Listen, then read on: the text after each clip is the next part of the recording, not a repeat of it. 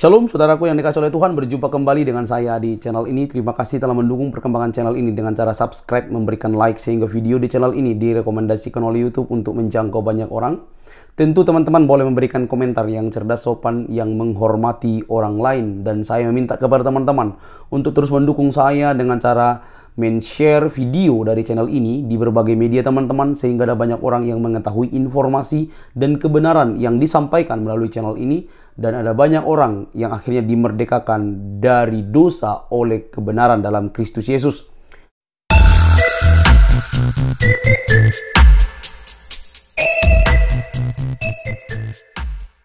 Yang menyebabkan darah orang tumpah halal yang pertama karena berzina, yang kedua murtad, at-tariku lidinihi, orang yang meninggalkan agama, al-mufariqu lil jamaah, memisahkan diri dari jamaah. Seperti kambing yang melepaskan diri dari gerombolannya, dia akan diterkam serigala.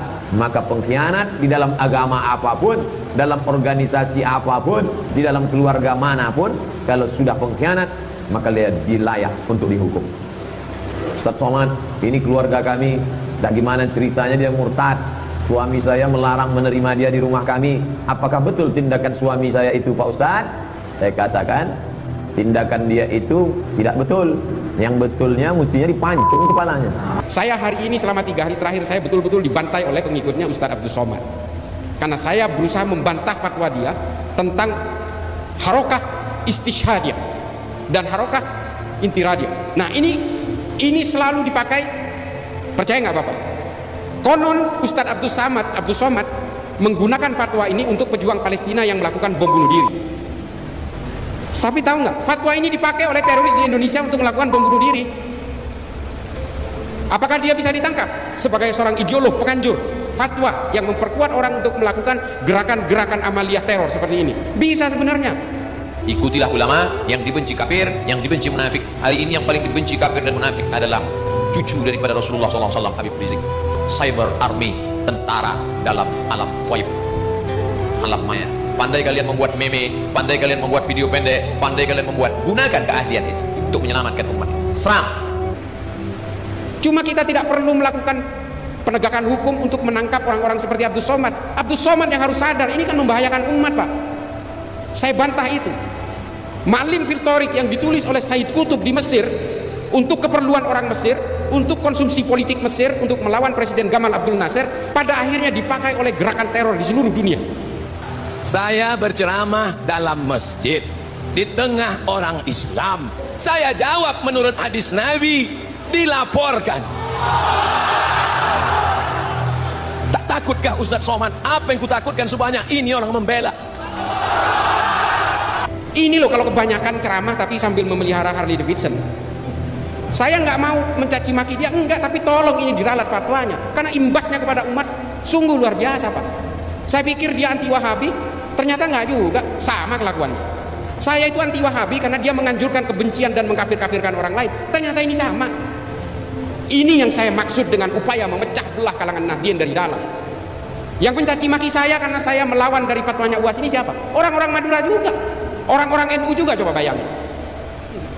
Saya marah kalau ini, karena hasil dari interogasi terhadap berbagai teroris itu, salah satu yang menjadi rujukan adalah fatwa-fatwa dari ulama seperti Abdul Somad. Islam sudah mengajarkan anak kita gosok gigi bukan 3 kali. Sholat subuh gosok gigi, sholat zuhur gosok gigi, sholat asar gosok gigi, sholat maghrib gosok gigi, sholat isya gosok gigi, sholat tahajud gosok gigi, sholat witir gosok gigi, sholat duha. Ternyata betul, orang Islam itu paling mudah dihasut untuk dipecah belah ketika dia diberikan dengan kepentingan-kepentingan politik. Dan hari ini kepentingan politik itulah yang mencerai-beraikan kita. Persoalan-persoalan politik.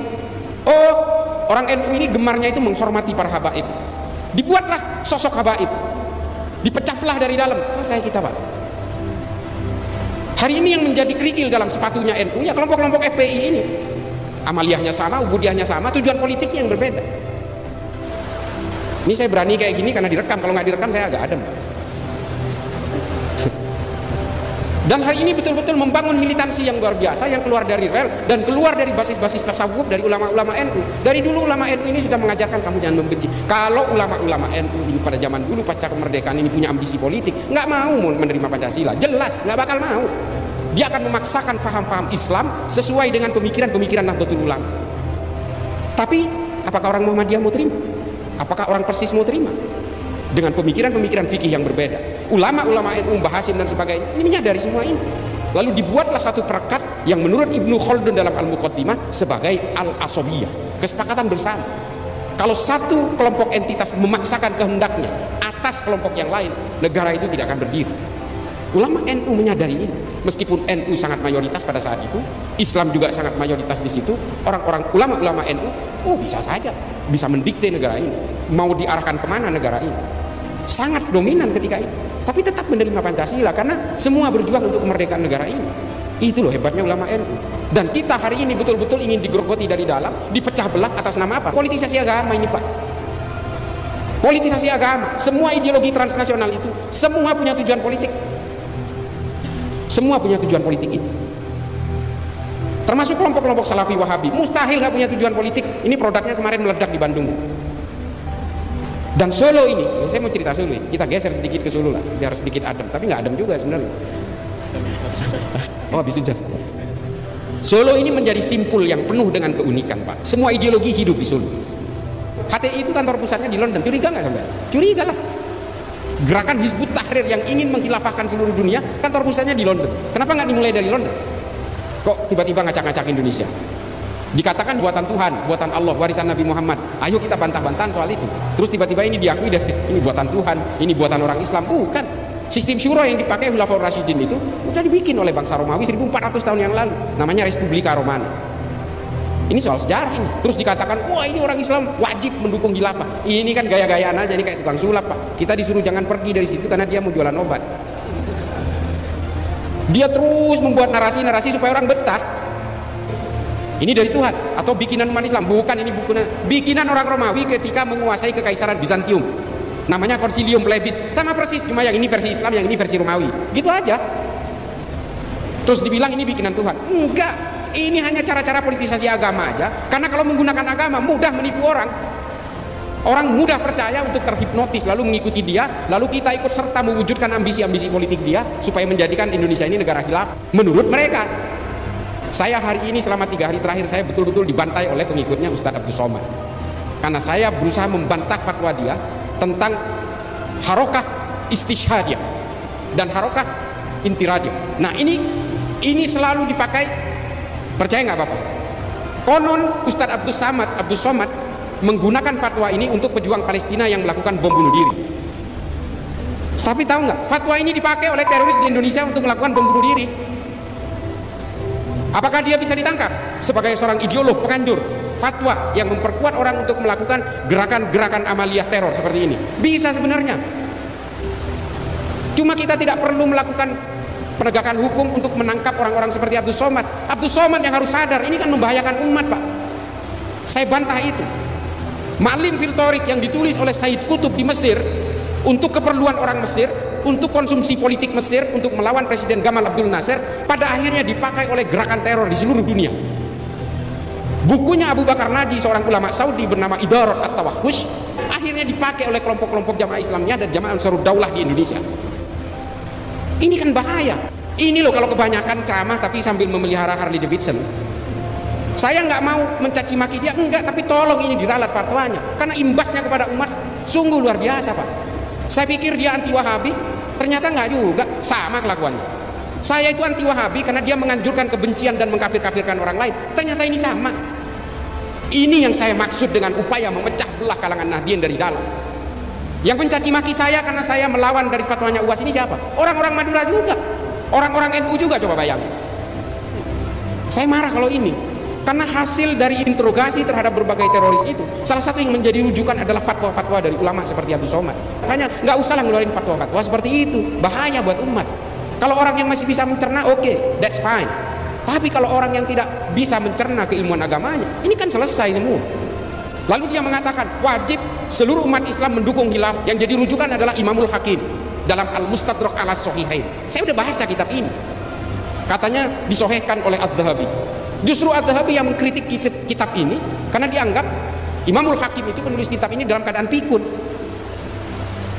Ini loh, kita kadang-kadang betul-betul dikelabui oleh narasi-narasi dan dalil-dalil agama karena mereka memanfaatkan ketidaktahuan kita tentang literatur agama. Padahal Islam itu, Pak, Islam itu punya sejarah literatur yang luar biasa, sehingga mengilhami keilmuan-keilmuan di Eropa hingga hari ini. Lensa, HP ini yang menciptakan prototipe pemikiran awalnya ini orang Islam, Pak. Nama kitabnya Al-Hayat. Lalu kemudian kitab ini diusung ke Jerman, kemudian disempurnakan. Yang kita tahu hari ini yang menciptakan lensa kamera itu orang Jerman, padahal ini orang Islam. Yang membuat ordo dan klasifikasi berbagai tumbuhan dalam ilmu biologi itu orang Islam juga, namanya Abu Bakar Ahmad Ad-Dinawari, nama kitabnya An-Nabat. Akhirnya semua itu diusung ke sana, lalu dibuat teori-teori tentang mikrobakteri dan sebagainya ke Eropa, dan kemudian mengilhami kelahiran-kelahiran ilmu biologi, termasuk juga yang kemudian membuat teori Darwin. Berbagai keilmuan-keilmuan dalam Islam, termasuk ilmu musik, Al-Farabi, Al-Kindi, filsafat-filsafat Islam di bawah Imam Ghazali, Ibnu Rushd, Jalaluddin Rumi dalam Fihi Ma Fihi, ini mengilhami berbagai gerakan-gerakan filsafat modern hari ini kepada orang Eropa. Semua bersanad kepada pemikiran orang Islam, Pak. Pemikiran Thomas Aquinas dalam Pemikir Katolik, nama bukunya Summa Theologica, ini diambil dari perdebatan Imam Ghazali dalam Tahafut Al-Falasifah dengan Ibnu Rushd dalam Tahafut At-Tahafut. Indah sekali Islam ketika berkenalan dengan ilmu pengetahuan, indah, Pak. Dan semua mengilhami gerakan kedokteran modern, pemikiran Ibnu Sina tentang bagaimana manusia mencerna makanan lalu keluar menjadi kotoran segala macam. Ini teori-teori Ibnu Sina yang kemudian dipakai ilmu kedokteran modern hari ini. Kita kan nggak pernah melahirkan itu lagi. Karena apa? Karena kita sudah betul-betul tercerai-berai karena persoalan politik. Politik semua yang menjajah kita hari ini, sehingga kita terpecah belah menjadi firqah demi firqah, menjadi sekte demi sekte, Sunni dan Syiah, karena persoalan politik terbelah. Lalu mereka membuat fikih-fikih sendiri, memodifikasi Quran-Quran sendiri, dan permusuhannya 1500 tahun tidak selesai. Ahmadiyah juga karena persoalan politik terbentuk. Berbagai firqah juga terbentuk karena persoalan politik, karena dibuat oleh siapa? Oleh bangsa Barat, Pak. Sama, orang Islam menimpa apa juga yang dialami oleh orang Kristen. Orang Kristen terciptanya Katolik dan Protestan juga karena persoalan politik. Hindu juga perpecahan antara Shiv Sena dengan kelompok Hindutva, Bharatiya Janata garis keras karena persoalan politik. Semua karena persoalan politik. Orang Buddha membentuk kelompok Asin Wiratu, mengusir orang Rohingya dari Myanmar karena persoalan politik. Orang Protestan dari Jerman membuat kegaduhan, huru hara, melakukan aksi teror lewat Baader-Meinhof karena persoalan politik. Basque di Jerman, white supremacy di Amerika, Ku Klux Klan di Amerika, FARC di Amerika Selatan karena persoalan politik. Semua agama-agama ini dibuat dulu lantak karena persoalan-persoalan politik. Termasuk NU hari ini di Indonesia, karena ini menjadi satu bejana bagi terciptanya berbagai perbedaan, lalu kemudian NU menjadi sasaran tunggal dari berbagai operasi pemecah belahan di negara kita. Saya bantah ini kalau ada yang berusaha membantah saya.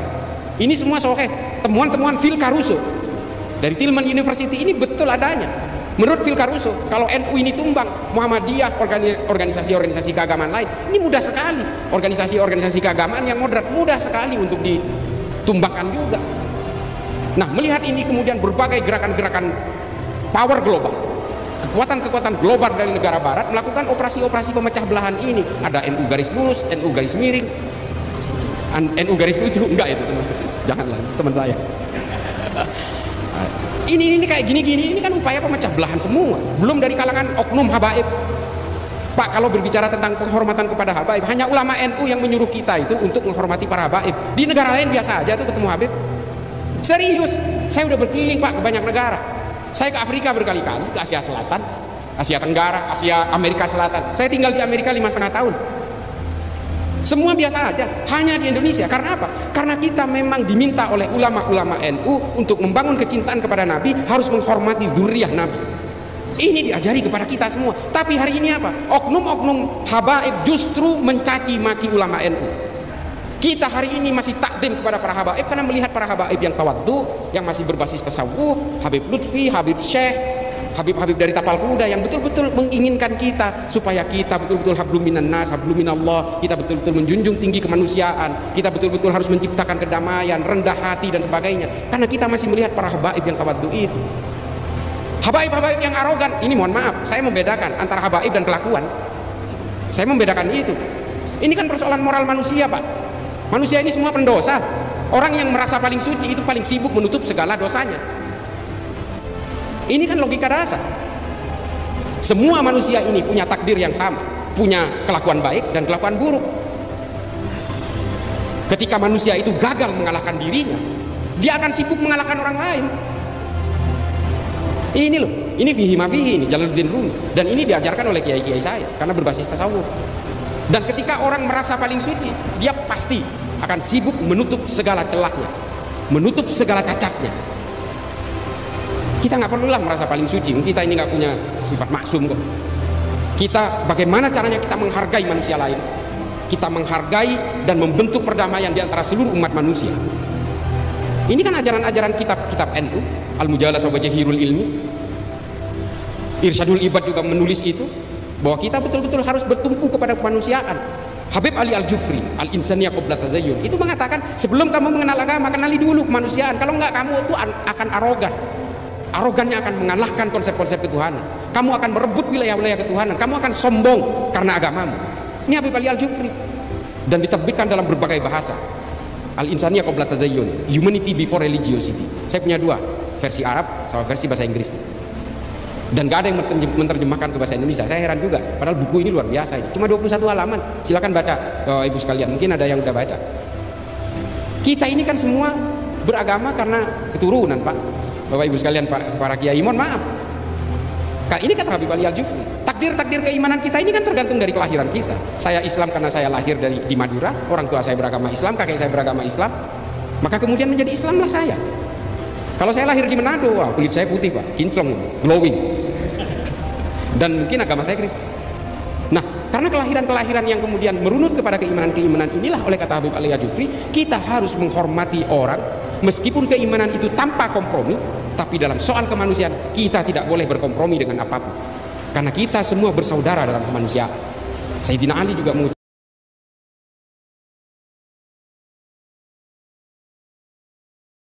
ketika Yesus datang ke dunia, ia disebut anak Bapa, bukan berarti dia punya ibu atau seperti tuduhan-tuduhan teman-teman, tapi itu wujud kedekatan bahwa firman dan Bapa itu sehakikat disebut Allah, tapi firman itu menjadi manusia. Kenapa menjadi manusia? Itu urusannya karena kamu dan saya berdosa. Dia harus menjadi manusia seperti kita untuk mengambil alih seluruh hidup kita yang sudah rusak, menggantikannya supaya kita diselamatkan. Itulah puncak dari kasih Allah bagi umat manusia. Itulah doktrin kekristenan yang tidak kamu pahami, tapi selama ini kamu selewengkan, tafsirkan sembarangan. Dan semoga hatimu terbuka dan lebih bertanggung jawab terhadap ajaranmu. Kalau kamu tidak yakin, ya udah, tinggal kamu berpikir saja. Tetapi dalam kekristenan, keselamatan itu mutlak dari Yesus Kristus, tidak ada yang lain. Dia datang dari surga untuk manusia supaya diselamatkan. Jadi jangan kepanasan, silahkan berpikir dengan waras sambil minum air putih supaya teman-teman tidak kepanasan dan tidak main tuduh dan tidak main klaim, tapi semakin sadar dan semakin pintar berwawasan untuk meyakini sesuatu. Sampai di sini teman-teman video saya. Jangan lupa tekan tombol subscribe, like, komen, dan share. Sampai ketemu di video selanjutnya. Bye-bye.